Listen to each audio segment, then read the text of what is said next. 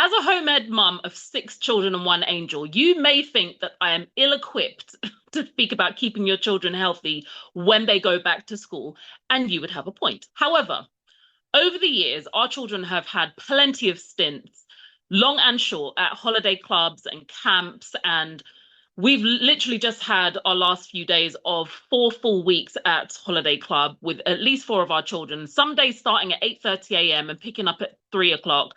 And we've made packed lunches every day. And my husband and I both work full time on our businesses. So we can relate to the challenges that happen. And we want to just share what we've learned over the years of doing all of that. Greetings and welcome to another episode of Naturally You Radio. My name is Leah Salmon, the Naturally You coach, and at Naturally You Radio, we are here to help Black women to eat for health, think for happiness, or live in harmony, or what we call becoming naturally you. And today I want to share 5 tips to keep you and your children healthy when you go back to school this September and for the rest of the year, hopefully as well. Now, as some of you may know, we decided when our children were young that we didn't want them to. Well, I decided I didn't want them to have the same food addictions and eat the same kind of standard English diet that I did. So we've never given the children meat or poultry. They have wheat and gluten maybe once or twice a month. They have dairy. They're dairy free unless they've been given it by mistake, which to my knowledge has maybe been about 3 or 4 times. And they only eat processed sugar and things like mayonnaise and pepper sauce. And we actually used to be a lot stricter than that with absolutely no processed sugar, dairy, or wheat. So their diet is as healthy and as full as whole foods as I can manage. So there's lots of fresh fruits, vegetables, nuts, seeds, beans, lentils, grains, quinoa, whole grain rice, and fish and eggs. And I'll go into a lot more detail about their diet soon, but suffice to say, it's a darn sight healthier than what I and most of us grew up on, whilst my mum did her best. And my main focus is getting as many nutrients into them as possible and as little ultra-processed foods into their diet as possible. I know this can be challenging for many parents who know that their diet needs to be cleaned up without maybe going as far as, what we do. And most parents who bring their children into the clinic are always asking for some basic tips just to get started. So that's what I'm going to be sharing with you, what I normally share with them. As the children are going to be going back to school soon, now is a really good time to start thinking about their diet. As we all know, the beginning of term has got, let's say, 3 main challenges. Number 1, your children's been away from the confines of the classroom over the holidays, and they may be more likely to catch something because they're going in amongst the population again. The weather's going to start to get colder, and there's going to be more bugs going around. And as the days are getting shorter, there's less sunlight, and that can also compromise the immune system as well. So, and when we say when it gets colder, there's more bugs around, it's more that when it's colder, people tend to be inside more. So the bugs that are going around all year, you're just more likely to get them because people aren't getting out as much, windows aren't being opened as much. There's not that necessarily that there's more bugs because it's colder. It's just the shift in the environment makes it more likely that people are likely to get things when it gets colder. So getting ahead of this naturally with their foods and natural supplements is a good idea because, we don't want to end up in the same cycle as normal. But as a home-ed mum of 6 children and 1 angel, you may think that I am ill-equipped to speak about keeping your children healthy when they go back to school, and you would have a point. However, over the years, our children have had plenty of stints, long and short, at holiday clubs and camps, and we've literally just had our last few days of 4 full weeks at holiday club with at least 4 of our children, some days starting at 8:30 a.m. and picking up at 3 o'clock. And we've made packed lunches every day. And my husband and I both work full time on our businesses. So we can relate to the challenges that happen. And we want to just share what we've learned over the years of doing all of that. In fact, some of the lunches that I made for our children, I've actually shared them on social media over the past few weeks, which you can find on Facebook, Instagram, and TikTok if you just go and search the Naturally You Coach or Leah Salmon. So you can see some of the things that we put in there. So now let's get into the tips to keep you and your children healthier when they go back to school this September. Number one, use superfoods.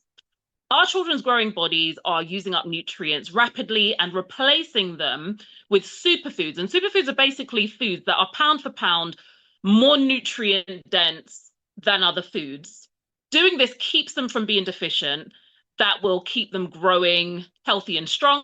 And importantly, when we're talking about this specific time of year, it also keeps their immune system functioning more optimally and their brain ready to get back into the learning mode. The superfoods that I would actually recommend that are cost effective, easy to get hold of, and either already taste pretty good or can be added to children's foods in a way that they're more likely to enjoy them are sea moss, herbal teas, and natural supplements. Now, sea moss is one of my favorite things. And I know many people already know about how many nutrients it's got and how, beneficial it is for the body. And there are even people on social media I've seen swear that giving their children a spoon of sea moss in the morning is reducing the children's chances of picking up bugs and all those kind of things. And I think that's a good move. You can absolutely make your own gel. I think it's really simple. There's lots of instructions online. Or you can buy one of the ready-made ones. So here at the Naturally You Health Center, we've got some delicious lime and ginger ones, strawberry ones. Now, the strawberry and dragon fruit one we got, I think, is probably one of the sweeter ones because the strawberry is pretty sweet in it. And then we also have the mango and turmeric one. But when you make your own, if you make your own herbal, you make your own sea mosses, you can absolutely, add any flavors that your child is going to like and that you're going to like as well. So sea moss on a daily basis is a good one. Herbal teas, I think, are amazing. When I studied herbal medicine, I learned that they are dynamic living remedies that we've used for centuries. And starting the day with a herbal tea hydrates the body after a long sleep, fires up the digestion, warms you up on a cold morning, and then you can sweeten them with honey to make them more palatable. And they're really cost effective as well. I would suggest one of my favorite teas, nettle tea, which is super nutrient rich, mineral rich. Turmeric, which is a blend we have for iron and minerals. And then Nutraire is another one which tastes pretty good because it's got pineapple in it. And it's the digestive blend that we've got here as well. And it's also got peppermint, which is good for the immune system. And then I would say maybe once or twice a week, maybe like on the weekends or the beginning of the week, maybe adding some soursop tea in there. And then we have a herbal tea combination called Breath, which supports the respiratory tract, which is going to be really good at supporting you and your children's immune system as well. When you're making herbal teas for children under the age of 12 that aren't used to having them regularly, it's a good idea to kind of make them full strength and then dilute them by about a half or a third, just to, get your children's bodies used to having herbal teas if they're not normally used to having them. Then you've got supplements. And I would always suggest liquid supplements because they're just easier for your body to absorb. And a good place to start when it comes to vitamins and supplements for children is something like a B vitamin, because children are using up B vitamins really quickly. So like a B vitamin spray, something like a Spartone, which is the liquid iron sachets, or Floridex, which is like a more multivitamin liquid. Now, I always do prefer recommending anyone, actually, children or adult, getting their nutrients mainly from foods and superfoods.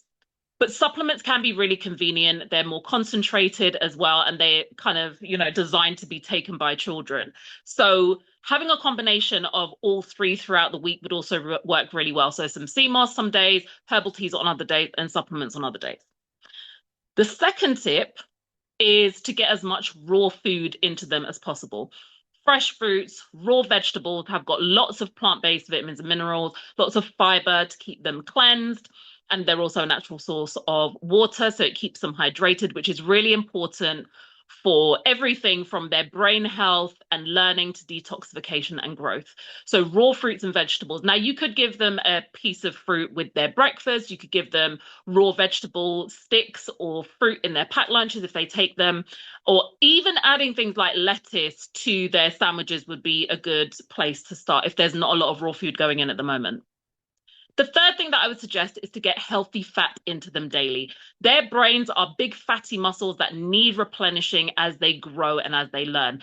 And the reason why essential fatty acids are called essential fatty acids is because we can't make them in our body, so we have to get them in our food. And getting them in at breakfast can give the brain and the body in general actually a good start to the day by nourishing and calming their brain so that they're ready to start learning and start, dealing with all the challenges of the day. So you could stir coconut oil into their porridge if they like porridge in the morning. You could give them nut butters on toast with bananas. You could start their day with an organic egg, or you could add things like raw nuts and seeds to a smoothie. Now, pros tip, smoothies are amazing because you can add the sea moss, raw foods, and healthy fats.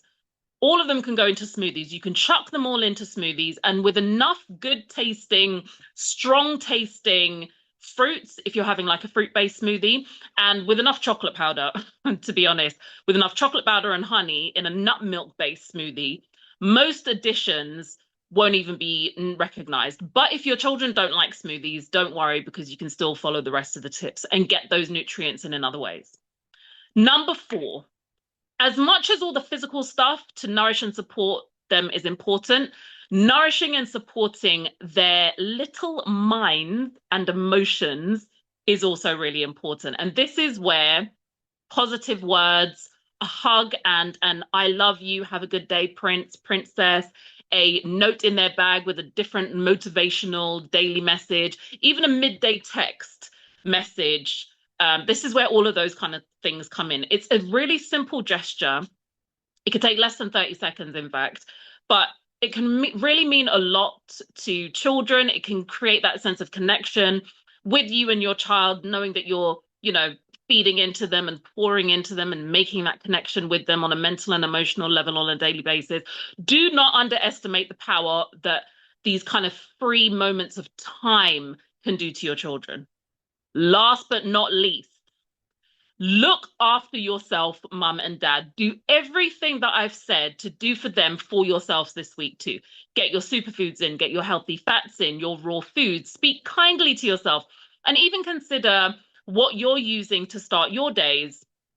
So, maybe if, and just seeing if it can be upgraded. So maybe if you're having a lot of coffee, you're having a lot of caffeine to get you started, maybe trying things like mushrooms if you feel like you're getting quite overwhelmed by the school week and the routine and everything that it's going to take. Maybe giving yourself 5 minutes to do some deep breathing or some meditations or affirmations, even before you leave your bedroom or even in the shower, to just calm your nerves. If you find you're having too much sugar first thing in the morning, and I see this a lot in my clients, again, get that healthy fat in the mornings instead, and delay the sugar until after lunch, just to give your blood sugar levels a chance and a break and a chance to kind of balance out, because that can make mornings feel a lot more stressful. And remember, most importantly, even if it's not those specific things that you do, just remember to include yourself on the list of things to take care of in the day whilst you're getting your children back into the swing of things. Now, a few more things to add. Even though most of the tips focus on doing things as part of the morning routine, if you can't do them in the morning, after school or in the evenings can work too. So for example, herbal teas and healthy fats with dinner can be a really good way to calm the children down and yourself down so that you get a good night's sleep. And sleep, as we know, is super important for health and well-being.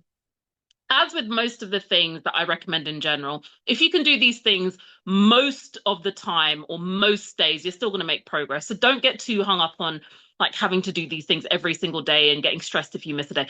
Doing it consistently will still get results. And another pro tip is to get your children involved and, empowering them to do these things for themselves. And sometimes just, giving them the opportunity to maybe improve on what it is you've already showed them, getting them to make their own packed lunches, making their own smoothies, putting them in charge of being the one to do the sea moss and give out the sea moss, and making sea moss with them and getting them to flavor it in a way that they are really going to enjoy. They can maybe be responsible, if they're older, for making herbal teas for the family as well. and then they get to choose what herbal teas they have. Whatever you think is something that they can practically do without too much of your help and assistance, that's empower them to do that. So then it not only boosts their self-esteem, but it helps the whole day go more smoothly and take some pressure off you as well. So I remember after seeing me make up their packed lunches for the last few weeks, our children started asking, and I would normally ask them every day what they would like in their packed lunches, and they would suggest things and want to add things.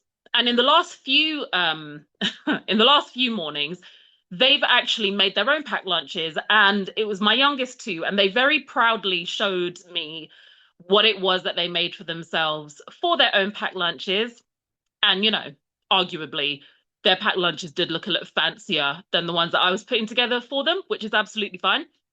But I definitely find that our children, for example, are far more likely to eat things that they've had more input in, as far as choosing it and buying it and preparing it and making it all for themselves. And I'm sure you'll have an idea about what will encourage your children to participate. And again, that will also make your your experience with adding more healthy foods better for them. So there are just 5 things that you can do to keep you, and remember, you are a priority as well, to keep you and your children healthier when you go back to school in September and for the rest of the year as well. I hope you found them useful. And if you do have any questions or comments or suggestions or anything, please feel free to put them in the comments underneath wherever you're listening to this podcast or watching it. You can find more tips and advice on how to eat for health, think for happiness, and live in harmony at thenaturallyyoucoach.com/podcast.